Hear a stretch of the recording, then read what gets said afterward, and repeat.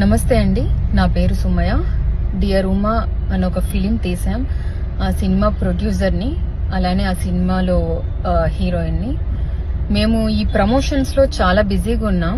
నా దాకా ఇంతవరకు రాలేదు. సడన్గా నేను ఫోన్ ఆన్ చేసేసరికి మా ఫ్రెండ్స్, మా ఫ్యామిలీ ఏదో వీడియో ట్రెండింగ్ అవుతుంది అనేసి everyone is calling.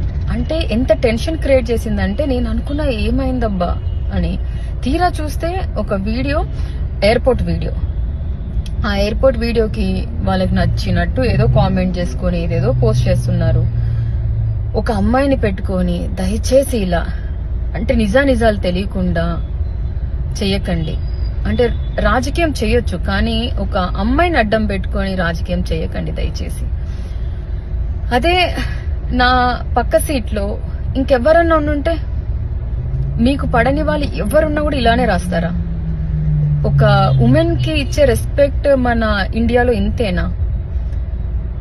I'm feeling so bad about this. నాకు అసలు మాటలు కూడా రావట్లేదు ఏం చెప్పాలి అని. ఎందుకంటే దాంట్లో నిజం లేదు. మా ఫ్యామిలీ ఫొటోస్, మా ఫ్యామిలీ గ్యాదరింగ్స్. నేను అనంతపూర్ అమ్మాయినండి. ఆబ్వియస్లీ మాకు చుట్టరికం ఉంది, మాట్లాడుకుంటాం. ఇంటికి వెళ్ళడం, వాళ్ళు రావడం, మేము వెళ్ళడం జరుగుతూనే ఉంటుంది.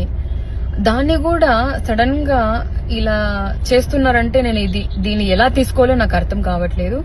ప్లీజ్ నెగిటివ్ స్ప్రెడ్ చేయొద్దు. Support women. నిజం ఉంటే మాట్లాడండి దయచేసి. ఒక అమ్మాయిని ఇంత ఫోకస్ గా చేసి రాజకీయం చేస్తున్నారంటే నిజంగా do you feel this is correct?